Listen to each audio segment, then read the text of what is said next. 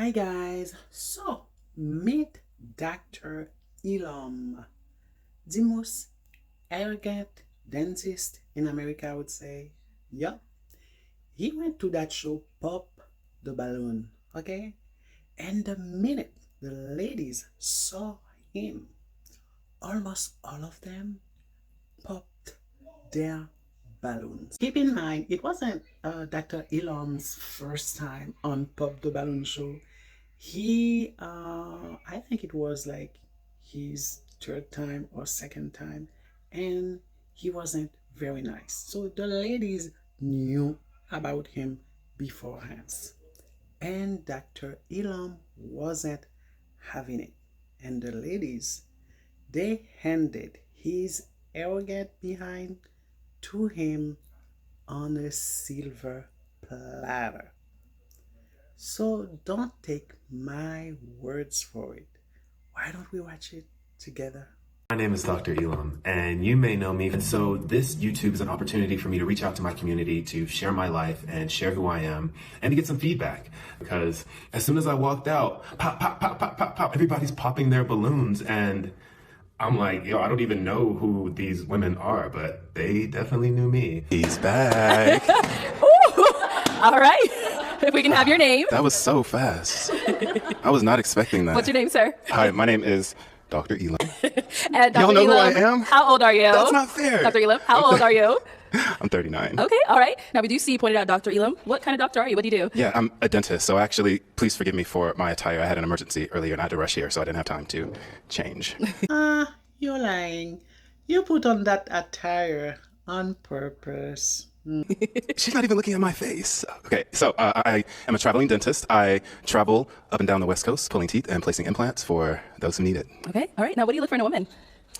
What I look for in a woman is pretty universal, and I'm not sure if it's been explained this way, but I'm going to try. If you have to blow his mind in the bedroom, what does that mean? That means you take the wildest, nastiest thing that you've ever done, figure out the wildest, nastiest thing that he's ever done, and exceed that last thing. Then you won't be able to keep your man, and that is respect. Always respect your man. Now, if you have any confusion as to what respect is, say to yourself, would I say this to the person who is writing my checks? Would I say this to my boss? And if you wouldn't, don't say it to your man. My name is Brenda. I'm 36. The reason why I popped, very good looking man. Well put together. You're in the dentistry world. That's amazing. I'm sure your love language is acts of service, since you are in the dentistry world. But the way you answered that question... Actually, my love language is physical touch. And words of affirmation. I see that you like to interrupt. I think apologize. it's best that I did pop that balloon. Thank you. Now, is Brenda someone that's your type? You know, I actually don't know enough about her to make a valid decision on that, but I love the dress. You have a gorgeous smile. I love what you've done with your makeup and your hair. Awesome. Thank you. Awesome. Thank you. Okay, thank you. Let's go over here. If we can have your name and age. I'm Jador. I'm 31. All right. And Jador, why did you end up popping your balloon? Dr. Elum, it's such a tragedy because you are so handsome. I feel like you are extremely arrogant, and I feel like you're probably going to have a hard time because you seem like the type, like a know-it-all type of guy. And sometimes you have to be careful with that because even when you know it all, you don't know everything. So being humble sometimes can be your best friend, even if you do know it all, even if you're very smart, very wise, but just having a humble attitude, you know what I mean? You would probably go a lot further. And I say that with all the respect in the world. Thank you. You're welcome. Who's your dentist? Who is my dentist? Not you, sweetheart. And I'm just going to leave it right there. Oh, I know. I'm not your dentist. Yeah. Okay. All right, let's go to our next person here.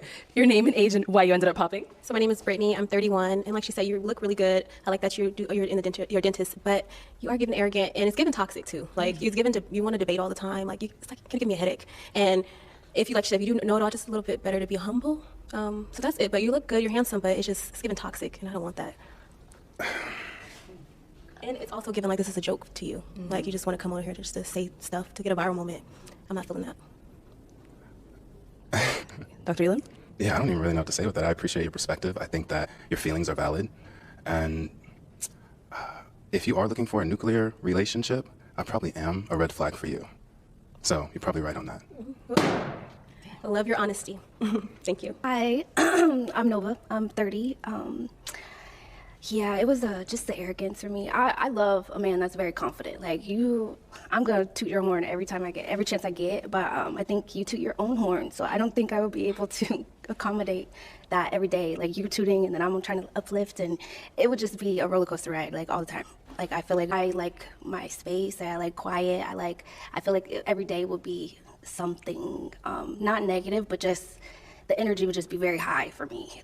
It sounds like self-love is something that's challenging for you. Self-love? Oh, no, baby, I'm sorry. Because if you loved yourself, then you wouldn't have any problem loving me. Oh, I love myself a lot, and I want to be able to love someone as much as I love myself, but I feel like you love yourself so much that there wouldn't be any room for me to love you.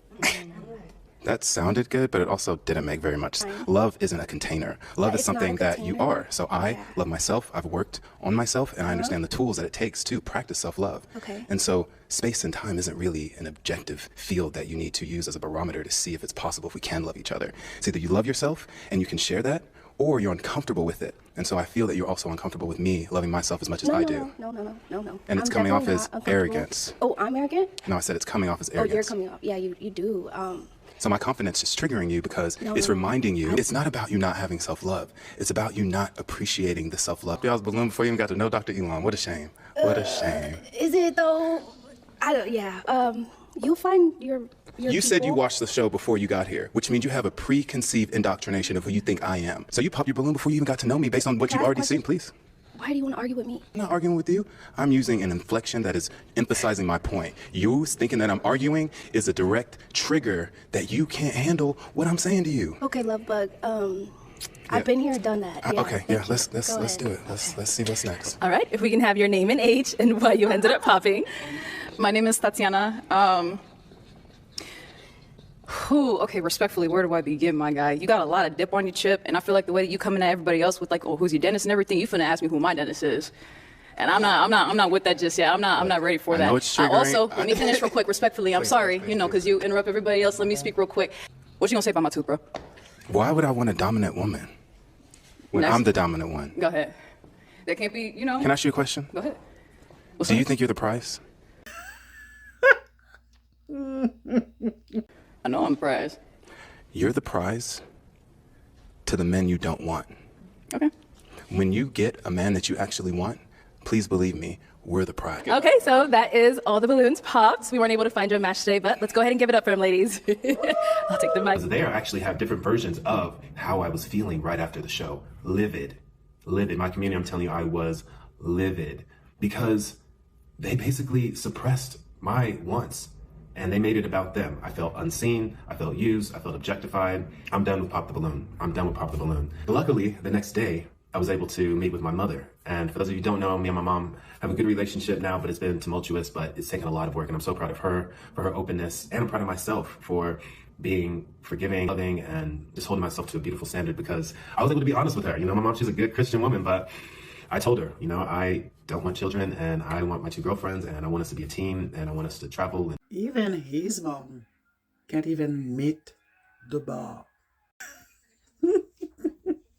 This doctor, he put the bar so high that no one can meet it. No one can go over it, around it, or under it. And he keeps telling the girls that they are triggered, but he's the one who is triggered and cannot take any criticism. Huh? And I would say that the criticism was pretty much constructive, really. The girl could have been